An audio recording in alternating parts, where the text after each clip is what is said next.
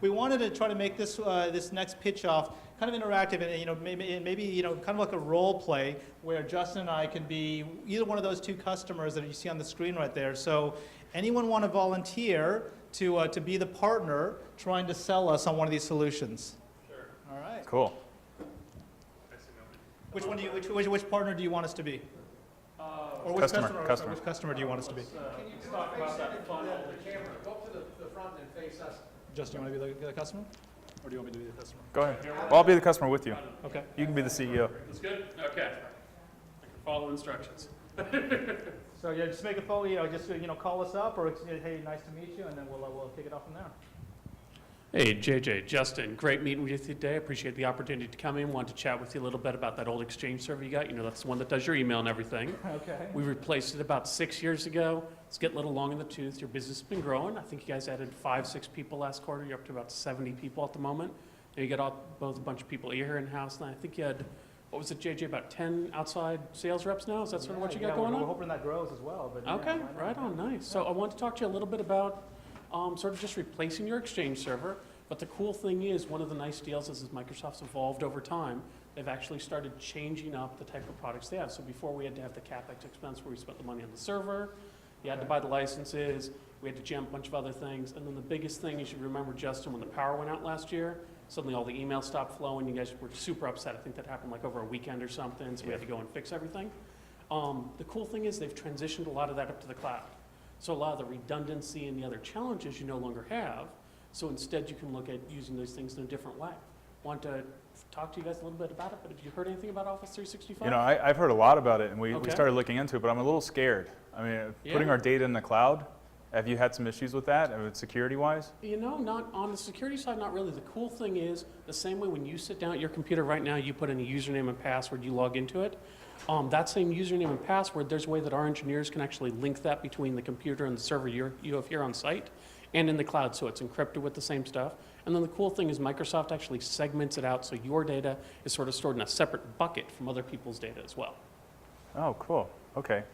And then is it more expensive, less? How does that work? It transitions, and so the cool thing is it's actually based on an OpEx model. So it's really similar to like your ISP or even the services you guys pay us right now on a managed services basis. So the cool thing is before, you probably spent, I think it was about $20K for we did the whole Exchange refresh. We put the server, we put everything else in place.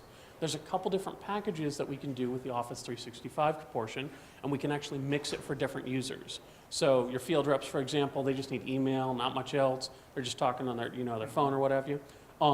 We can get them a more simple plan. Maybe some people in the office, we've got a more complex plan, and we can roll in some other components. The coolest thing I'll tell you about it, period, is that in addition to the Exchange portion, they bundle in this thing called Lync. And, and the cool thing about Lync is it's sort of like Skype. So it's like an instant messaging tool, but where we use it for, just even in our offices, we've got people spread out all over the place. They can IM all the time, desktop, share, and collaborate. And so the nice thing is you get people working together more as a team, especially when they're spread out in a more distributed environment. Oh, so we wouldn't have to use WebEx anymore. No, exactly. Wow, that would be pretty cool. Sounds like a plan. Sounds good. Now, what about storage? Is there storage for this as well? Yeah, there's, the cool thing about that is there's actually, I think you've got about 50 gigs of space per user as far as email boxes go. Okay. And so the nice thing there is remember that old server that we bought, we had a limited amount of storage, then you got upset when I had to cut everybody's mailbox down so they could only get 10 meg attachments. Your sales guy called me up that one time, was really pissed off about that. Yeah, so the nice thing is you remove a lot of those limitations and everything because it's in the cloud, it's a much more scalable environment. Yeah, 50 gigs, that's a lot of email. There's a lot of email. I haven't even used up a gig. You sure? I'll check your email account. That sounds like a good deal, JJ. We should sign off on this. Sounds good. Let's do it. Sounds good. Cool. Thank you. Yeah. Good job. All right. Sold. Yes. Sold. Did a good job. What do you guys think? What do you guys think? Sounds good, right? Anyone want to tackle the second one? I mean, someone wants to, a customer is planning to upgrade their copy of Office. Anyone want to take that on? No one? No one? This is the big one. How would you guys prep? So for me, so we're looking at Office 2003, Office 2007, Office 2010, whatever the case may be. A lot is the same as what you just did. So we're talking about when we upgrade, now we have 5 copies of Office per per user, or 5 devices per user, plus tablets. You guys have iPads, iPhones in the environment. You want to be able to be able to edit documents, you have to have a copy of Office 365. You have users that have computers at home, they can use one of their copies on their home computer. If they have a laptop, they have a desktop, whatever they have, you have a total of 5 on the PC or Mac, 5 on the iPads or other tablets, Surface tablets, whatever it may be. But here's the really big thing. Now with Office 365 subscription, you also get a terabyte of storage. So you have that box or Dropbox account that you're paying $5, $10 a month per user. Now, for only $8.25, you get the entire Office suite plus a terabyte of storage. I mean, it's a no-brainer. And you think about that from a productivity standpoint, you know, they're working on their desktops at work. They save it into their OneDrive storage box, goes into the cloud. They head home. They've got that free copy of Office to use at home, and they get access to that document right away. I mean, it's one of those things that makes that experience seamless. The other really big thing is JJ showed a chart earlier of all the updates that we've done on Office 2013, which is really none. If you look at Office 365, it's somewhere around 14 or 15 updates that we've had since 2013 came out. All of those updates are only available for Office 365. If we add more stuff to Office, and you have Office 365, it'll be available. And we heard that discussion about, well, you know what, I mean, does that mean I'm going to have to reinstall my copy of Office? With Office 365, you know, those are updated pretty seamlessly from the cloud. So if a new feature comes in, I don't have to reinstall my copy of Office or necessarily, you know, make sure these updates are coming down properly from, you know, from Windows Update. It comes directly through Office 365. Lets them know. They click on a button. They've got a new copy of Office. Another big feature that you can talk about is sharing documents. Have you guys gotten into sharing documents in Office instead of sending through email? So one of the cool things about Office 365, instead of actually sending it through email, let's say it's a big attachment, a 4, 5, 10 meg attachment, now you can just share a link.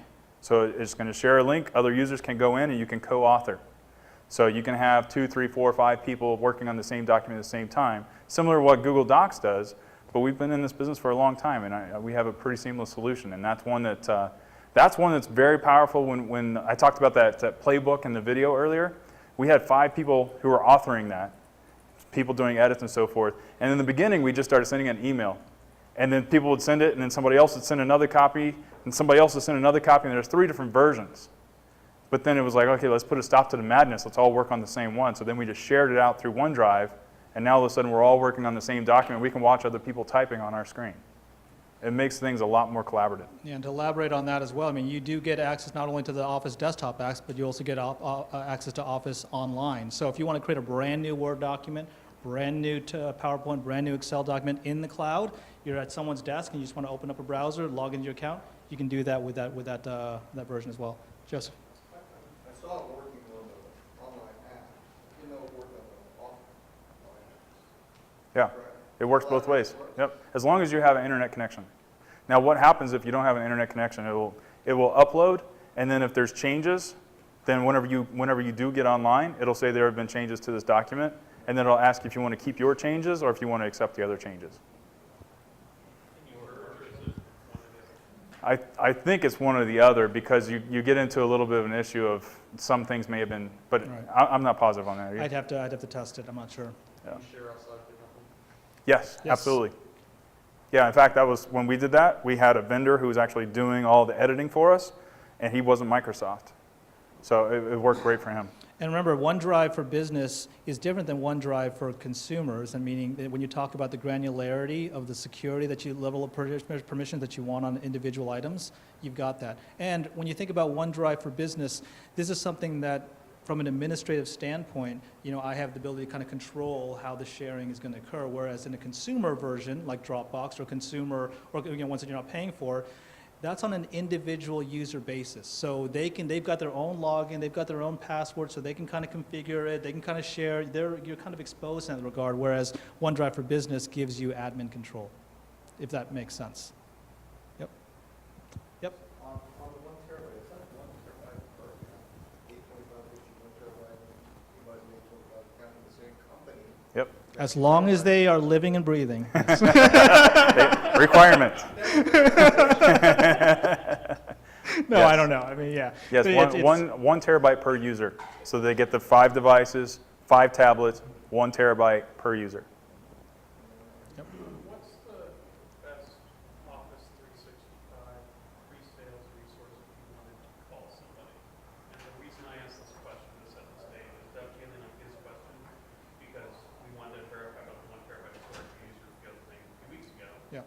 We literally went through, it's like 12 or 13 different people between calling people at Tech Data, calling the Microsoft partner team, calling the Office 365 number, and like nobody could clearly identify a specific question about how the storage was, quantified and then measured. And we got a lot of people reading from a great script that somebody put together, Yeah. but nobody could specifically answer a more of an advanced Office 365 technical question. And since, like you rewind one because what you said as an example before, if something goes bad, we're the people that they're going to come back and have the frustration with. Yep. So be like, hey Brian, you said Office 365 would do X, it's not doing it. You are the person I would direct my anger at, not Microsoft. So what can we do to make sure we're getting all the information, because we certainly haven't done this stuff. So we're certainly not experts in it as much as we are about, say, on-premise exchange. Right, right. So, I would say that, as Tech Select members, you do have some great resources within Tech Data, and I know it sounds like you've communicated with them, but if you didn't get the right answer, you need to make sure that you also spoke to someone specifically that was on the Tech Data Microsoft team, because those guys have access to a few resources internally that can probably get you what you need. So, for example, if you have a TPAM, because Tech Data is made up of different sales teams as well. But if you happen to have a TPAM who is actually someone that is very closely aligned with Microsoft, we can get you the answers you need. That would probably be the best way. Obviously, making a call to support, the Office 365 support directly, and then if you do have if you're working with someone like a NOD or someone in the West region that would be a PSC. They might be able to get you access to an internal Microsoft resource too. Yes, unless you have especially if it's a good opportunity. Yeah. I mean, like if it's a 100-seat opportunity, you're in NorCal, right? No, Seattle. Oh, in Seattle. So you call Robin. Yeah, you call Robin and say, hey, Robin, I've got a 100-seat opportunity. Let's go out there together. And then, she'll at least talk to you or find somebody, right? So Super responsive. We're just trying not to, we recognize everybody's own value. Yep. Right. We're trying to find the best resource. Yep. Yep. put together. We just don't know where the resource is, and that's the reason I Right. asked the question. Yeah. Yeah, and I think that's one of the things that you can add to your customer is that you're vetting all of this, right? You're going to find that person. Once you find that person that's right for you, hang on to them, right? And then what happens is they get really good at their job and they get promoted, and then you have to find another one. Yeah. They get rid of it and cancel them. All right. move So on? any questions about Office 365 before we move on to some of the promos and ways for you to keep expanding your business? I got one more. When people bought on at Office 2010, they were forced to upgrade to Office 2013 at a certain point. We built a lot of custom solutions and applications. That's one of the reasons we sell Office 365, put Office 365 on everybody's desktop. Okay. We build these application solutions in Excel, Outlook, and Word. And some of them are very complex applications. Yeah. They're not simple things. So is there something that we can control about, when the upgrade actually is forced upon our company? So the question is, what happens if I've got a complex application that's maybe based on Office 2010 or maybe Office 2013 when we make a transition into a newer version? How can I speak to my customers about that or make that work? So currently, we do give a 1-year notification in terms of before the migration happens. So you do have that 1 year's worth of time. But honestly, what we're finding right now is that if it is a solution that relies on an older version of Office, we still have the volume licensing versions of Office that you can be able to sell. It's Yeah. not that, it's that there are problems in the new version that are not corrected, they're still not corrected in Exchange, in Word, in Outlook. These are all submitted Mhm. bugs, we get them when they've got the pre-release, we check them out on every service pack that comes out, hopefully it doesn't get fixed at all. And so now I have to either re-engineer the solution or try to figure out, Yeah. what can Microsoft do? It's not like moving the 9,000-pound gorilla off the fence. And just, I've Yeah. gone 2-year battles with Microsoft development teams about Outlook, whether they're even interested, we're not fixing it. Oh. But at least you got the answer. Yeah. Yeah. I mean, that's one positive thing. No, I understand, but maybe one of the goals is give me an answer now. If you're not going to fix it, just tell me you're not going to fix it so I can go down a different path. As a business owner, you want to know, are you going to fix it or not? And if you are, tell me when. And if you're not, I can work around it. I just have to know that I have to work around it. All right. All right, let's move on. So let's talk about, I think this is the last section, right? So how do you get the most out of your customers and really building your practice with the current customers that you have? So you guys might have seen very recently, in the last couple months, we changed the Partner Admin Center. You guys notice that? All-encompassing Partner Admin Center now. So it's not just for creating trials and sending things out for customers so you can become POR, but now you've actually got customer list on a single page, you got a health dashboard, all of your customers on one single pane. What do you guys think of it? Those of you that play with it. It's pretty cool, right?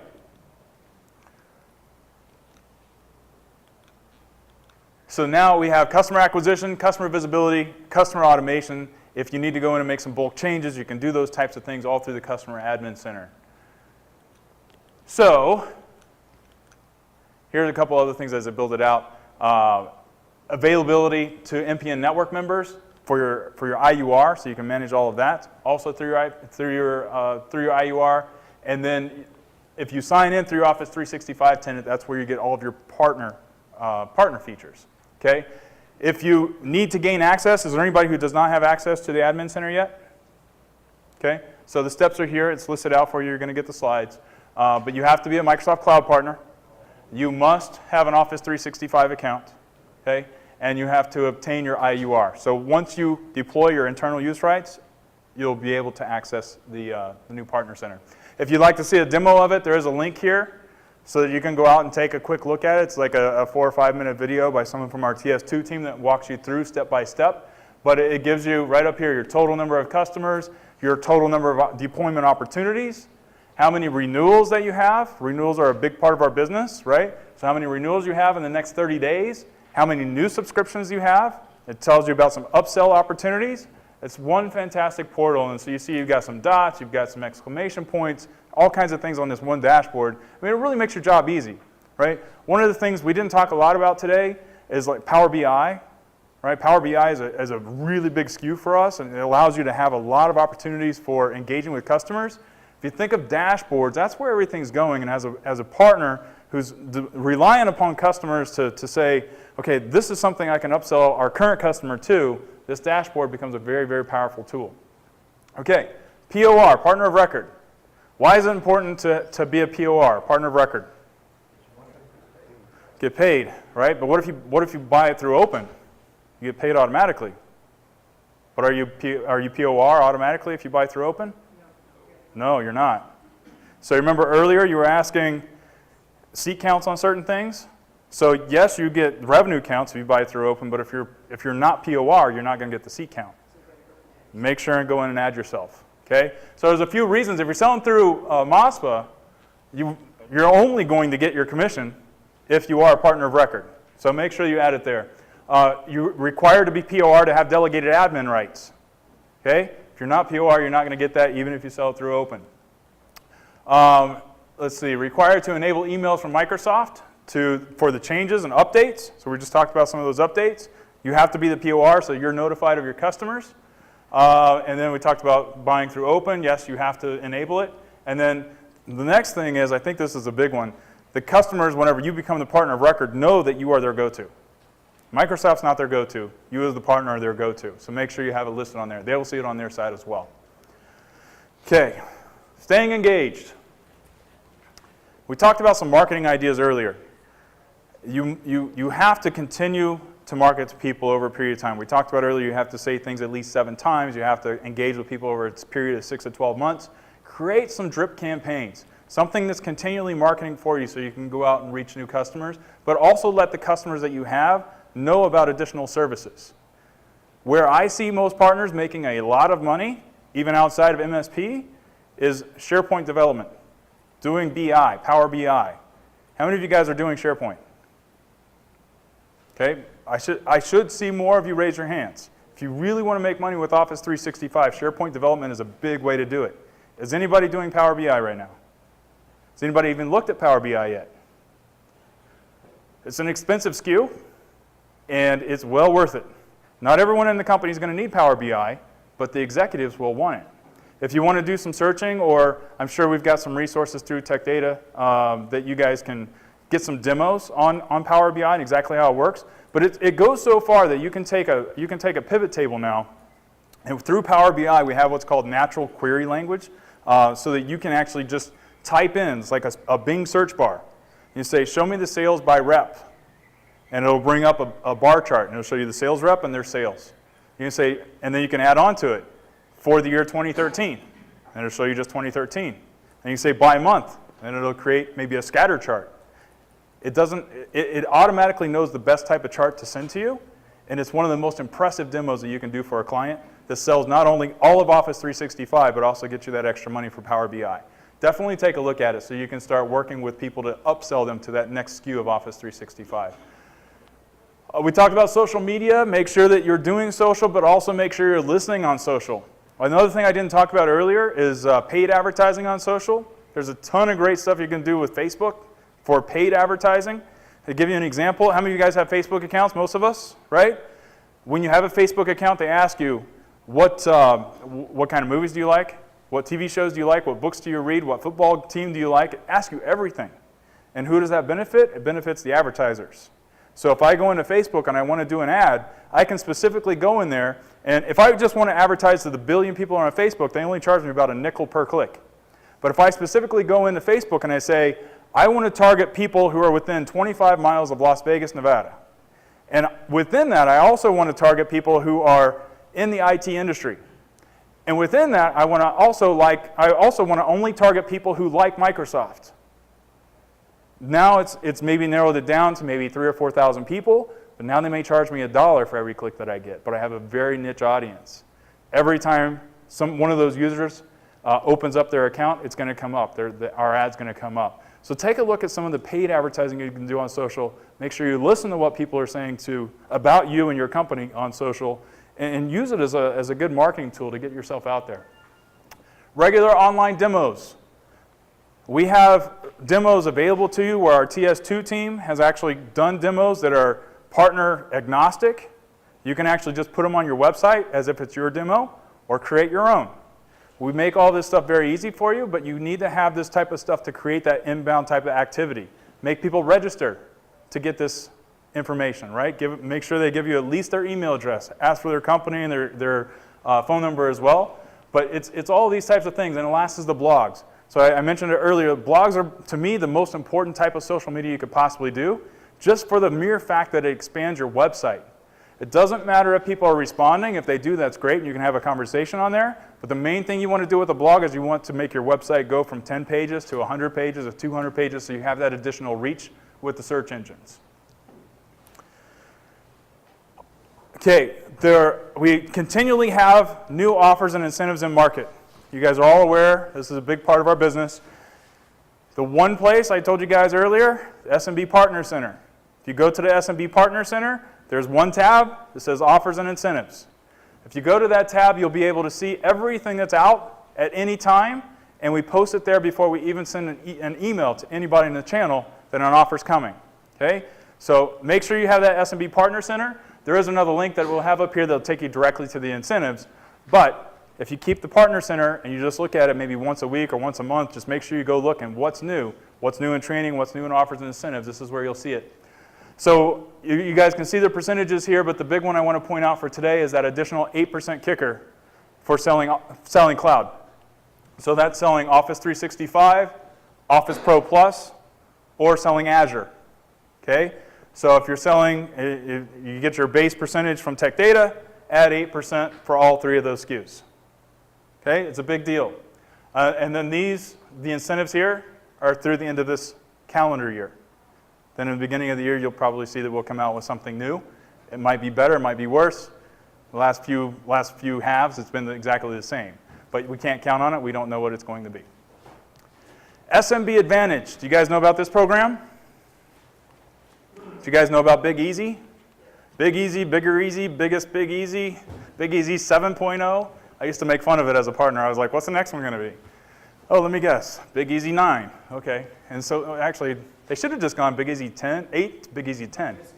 Yeah, exactly. Yeah, that's how it works. But here, so what the SMB Advantage is basically the same thing as the Big Easy. If you sell Office 365, E3, E4, and Pro Plus SKUs, and only through Open, it used to be Advisor and Open last half, now it's only through Open. Anything that was sold in September was a 15% rebate, October is 10%, November is 5%. The way the Advantage works is it's a rebate to your customer made out to your partner name. So if I sell them Office 365 and their total annual premium, it comes out to $10,000, there's going to be a check cut to my company's name that goes to the customer. They're going to call you up and say, I just got a check for $1,000 made out to you. What is this all about? And then you can say, well, that was your rebate for the Office 365 subscription, and let's talk about some different services because it's a rebate from Microsoft that you can use towards our services. Okay? We also have down here, you'll see Windows Server Standard Edition and Data Center, 10% until the end of November. So if you're selling any of those products, cloud or Windows Server, you get a rebate to your customer. Make sense? You have to register these deals, and if you go onto the site here, you can click just to register the deal. If you don't register the deal, the customer won't get the rebate. If you're not giving the rebate, but somebody else is promising it to them, you may lose the deal because it's a pretty sweet offer. Renew to the cloud, so if you have customers who are on software assurance currently and they want to upgrade to one of our Office 365 SKUs, we do have incentives in place, 20% for mid-size, 20% for Pro Plus, and 15% for E3. The OneDrive for Business, this one just expired at the end of September, so this is the main one we want to concentrate on here. Like we said earlier, we want to get customers from on-premises to the cloud. We want to get them there for your sake, but also for the Microsoft sake. Yes? So my customer is currently on GA, can they move over to Open using that to the cloud? Well, government's a whole different issue, right? So we're more on the commercial side. I can't answer the government side because I don't specifically know the licensing as well. But we can point you in the right place. Okay, here's Power BI. So we talked about Power BI just a little bit ago. This is one, I'm telling you guys, just put it down in your notes. I've got to take a look at Power BI because partners who lead with Power BI, I just talked to a partner in Colorado yesterday. He had 5 demos. He sent me this email. He couldn't have been more excited about what the customers thought of what his demos were. Before he was just showing them Excel and he was showing Power Pivot and so forth, but now he's moved into Power BI and it's jaw-dropping really. So we have promotions through the end of the year, so 30% on standalone and a 40% discount when you add it on to Office 365. Okay, take a look at Power BI. So here's the direct link to the SMB incentives. So it's the same link to get to the SMB Partner Center, aka.ms/SMB Partner Center. If you click on Offers and Incentives on that page, it'll get you to this page. But if you want to go direct here and just keep this one bookmarked, aka.ms/US SMB Incentives. You guys want to check this one monthly, at least. Set a reminder for yourself in Outlook. Go see what the offers are because you want to stay on top of them. And everything's listed out. Customer offers, partner incentives, and partners win big. And we have some different promotions for doing sales training and so forth. Okay, so some next steps. Office 365 SureStep. We didn't really talk a lot about Office 365 SureStep, but this is an amazing program that walks you through, if you've never done a cloud deal before, all the way through. I'm an advanced seller and I really want to learn how to make a lot of money with Office 365. There's about, 200 links to some really in-depth information on SureStep. If you're questioning anything about how to sell Office 365, go to this SureStep site. There's also another one for Azure. There's an Azure SureStep. So you guys are in the very beginning, we talked a lot about, hey, we want to learn more about Azure, and I think you got a little bit of a flavor, but we didn't go into a whole lot of detail today. If you want to learn more about Azure, go to Bing, look up Azure SureStep, and you'll see a ton of information there to help you get that first deal, help you get that second deal, and then roll into, okay, now I've got like 10 customers and I really need them to move on. Okay? Make sure you're using your internal use rights. I can tell you as a partner, we didn't sell a lot of the stuff we didn't use. Make sure you're using this stuff. Use Power BI. If you use the internal use rights so you guys understand, demo it to your customers, you'll be able to sell it. We couldn't sell SharePoint training until I got my guys using SharePoint, right? You're probably not going to be able to sell a lot of SharePoint unless you're using it and see the power of it. Make sure you're using those use rights. I'm going to skip over a couple of these things, talking about MEC, the offers and incentives. All right, JJ, I'm going to turn it back over to you. I definitely want to make sure that you guys, next time we meet, say, wow, speaking to that Azure consultant, Randall has been a great help to my business in growing the Azure practice. On the Office 365 side, we've got Serena Rose. She's going to be leading our Cloud SureStep team as well from Office 365 standpoint, so she can get you the answers that you need. But please see us at the Solutions Hub. If you guys, are able to make the the Microsoft breakout session that we have tomorrow, we're going to be there as well. I'd love to hear some testimonials from you guys about this event. Maybe let the other partners know that are coming to visit Tech Select, about what you might have learned here today as well. And we really thank you guys for coming out. Do you have any other questions before we call it a day? You guys excited about selling more cloud? Yeah? Did you guys get some good information about Azure? Because I know that there was a lot of people in the beginning that said, I want to learn a little more about Azure.